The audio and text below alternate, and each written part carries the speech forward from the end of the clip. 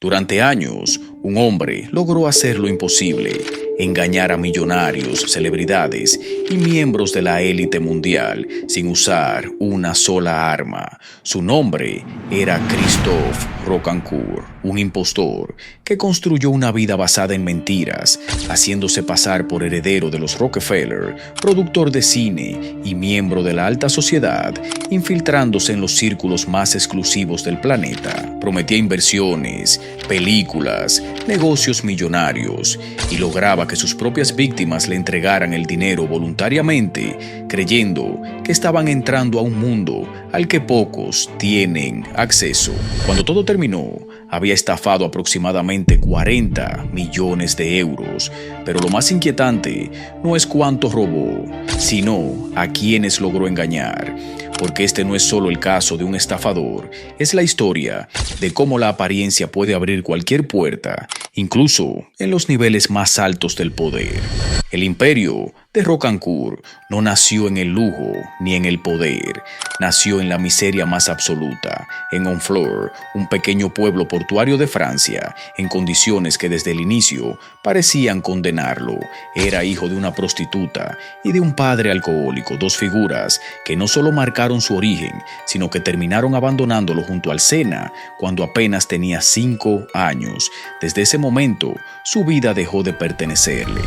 Pasó a convertirse en un número más dentro del sistema, bajo la custodia de los servicios sociales franceses, primero en Pont-de-Mort y luego en un orfanato en Saint-Germain-Village, donde creció rodeado de otros niños, muchos de ellos provenientes de familias adineradas, lo que le permitió observar desde muy temprano el contraste brutal entre quienes lo tenían todo y quienes no tenían absolutamente nada.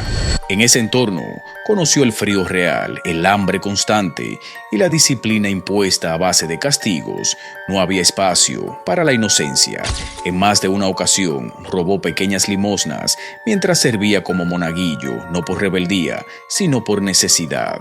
Pero en medio de esa dureza, desarrolló una habilidad que terminaría definiendo toda su vida. Aprendió a observar, a analizar, a leer a las personas con una rapidez casi instintiva y a entender que la palabra, bien usada, podía convertirse en su única herramienta de poder. Esa etapa, marcada por la carencia y el abandono, no solo lo endureció, sino que sembró en él una idea que se transformaría en su filosofía de vida, una regla silenciosa que guiaría cada uno de sus movimientos en el futuro.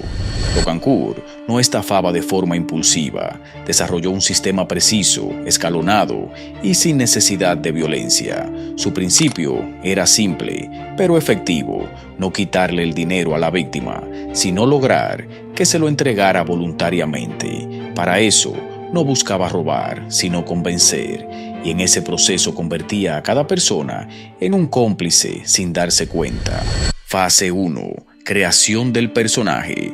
Todo comenzaba con la identidad. Rocancourt se reinventaba como miembro de la élite, utilizando nombres que imponían respeto. Se hizo pasar por Christopher Rockefeller, supuesto heredero de una de las familias más poderosas de Estados Unidos, e incluso por el nieto de Sofía Loren. A esto sumaba una imagen impecable, trajes costosos, hoteles de lujo, autos de alta gama, casi siempre prestados o rentados, y pagos en efectivo. La intención era clara: que nadie dudara desde el primer momento. Fase 2. Infiltración social. Con el personaje construido, se movía en los entornos correctos. Sus escenarios eran ciudades como Los Ángeles, Nueva York y los Hamptons, donde el lujo era parte del día a día. Asistía a fiestas privadas y eventos exclusivos, rodeándose de personas con dinero e influencia. Incluso llegó a vivir en Bel Air, junto al actor Mickey Rourke, utilizando ese entorno, jets privados y celebraciones de alto nivel para reforzar su credibilidad. No se acercaba a cualquiera, elegía cuidadosamente a sus objetivos y adaptaba sus historias para que resultaran creíbles. Fase 3. Construcción de confianza. Una vez dentro, su prioridad era ganarse la confianza. Invitaba a sus objetivos a cenas lujosas, muchas veces financiadas con dinero de otras víctimas, y hablaba de proyectos ambiciosos, películas, inversiones o negocios exclusivos. Se mostraba como alguien con acceso a oportunidades únicas, haciendo que la víctima sintiera que estaba entrando en un círculo privilegiado. Fase 4. El golpe. Cuando la confianza estaba asegurada, pedía dinero. Lo hacía bajo la apariencia de una oportunidad, préstamos temporales o inversiones en proyectos que nunca existían. Las cantidades podían ir desde $10,000 hasta cientos de miles. Entre sus víctimas estuvo el cantante Michel Polnareff, quien perdió $250,000. Rocancourt no repetía el mismo engaño, lo adaptaba según cada persona, explotando sus ambiciones o necesidades. Fase 5. Una vez obtenía el dinero, desaparecía sin dejar rastro, cambiaba de ciudad, adoptaba una nueva identidad y cortaba todo contacto. Luego, comenzaba de nuevo, repitiendo el mismo esquema con nuevas víctimas.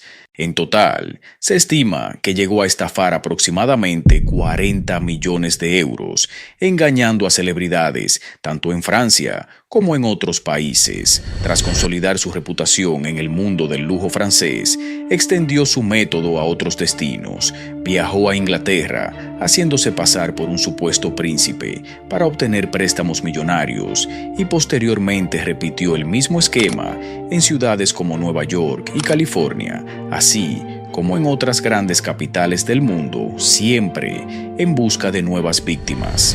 Una de las claves del éxito de las estafas de Rocancourt fue su capacidad para infiltrarse en la industria del entretenimiento, un entorno donde la exageración y la apariencia de éxito suelen pasar desapercibidas. Se presentó como productor de cine y logró moverse con naturalidad entre actores, modelos y figuras influyentes. Se instaló en hoteles de lujo en Los Ángeles, asistió a fiestas exclusivas y comenzó a rodearse de celebridades, construyendo poco a poco la imagen de un hombre conectado con la industria. En ese contexto, llegó aquí a hacer creer al actor Jean-Claude Van Damme que estaba involucrado en la producción de una nueva película. Incluso posó junto a la supermodelo Naomi Campbell, promocionando un supuesto proyecto cinematográfico donde ella sería la protagonista.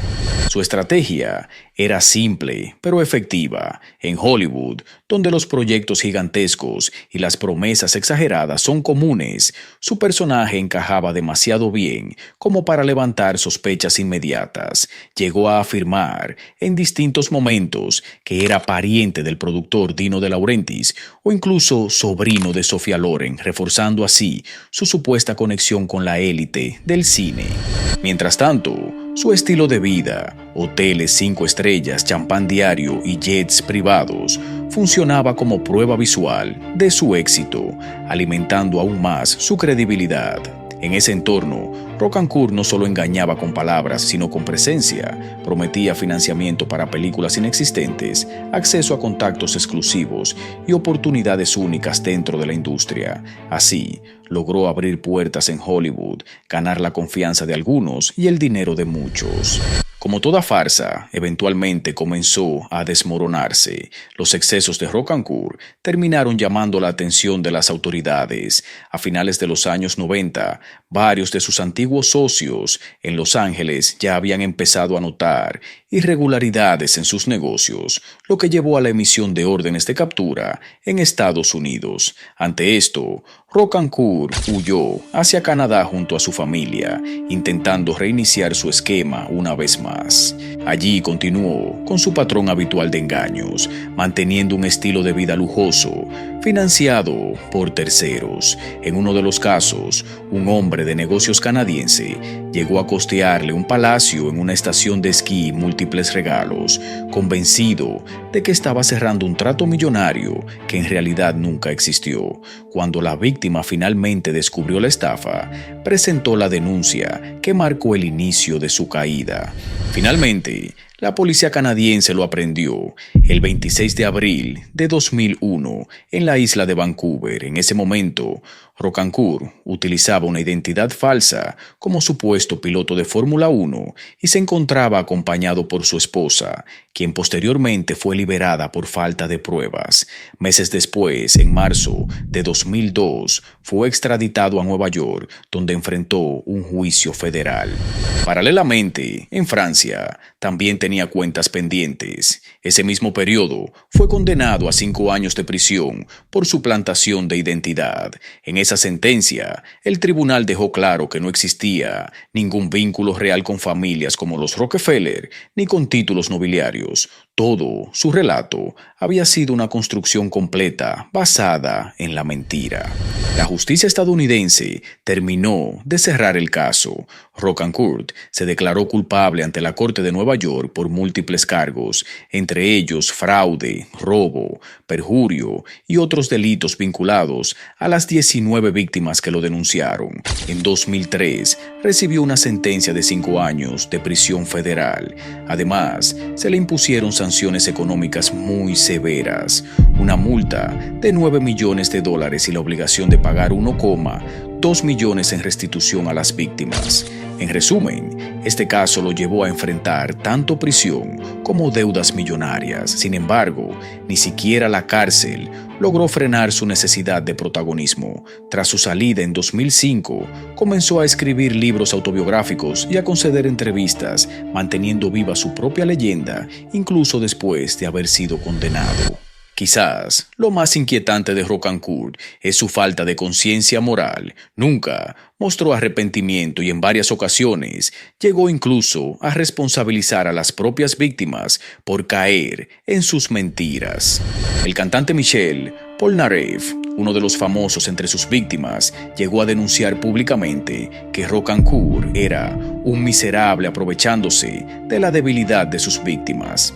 Además, criticó la forma en que algunos medios lo retrataban como una especie de Robin Hood moderno que ayudaba económicamente a la gente, algo que, según él, era completamente falso. Pero más allá del personaje y de sus víctimas, el caso deja una pregunta incómoda: ¿cómo alguien pudo engañar durante tanto tiempo a personas con tanto poder, dinero e influencia? La respuesta está en el propio sistema que él explotaba. En los círculos de la élite, la apariencia muchas veces pesa más que la verificación. El lujo, los contactos y la seguridad con la que alguien se presenta pueden ser suficientes para sustituir las pruebas reales. Rocancourt no necesitaba demostrar nada, solo parecer convincente dentro del entorno correcto.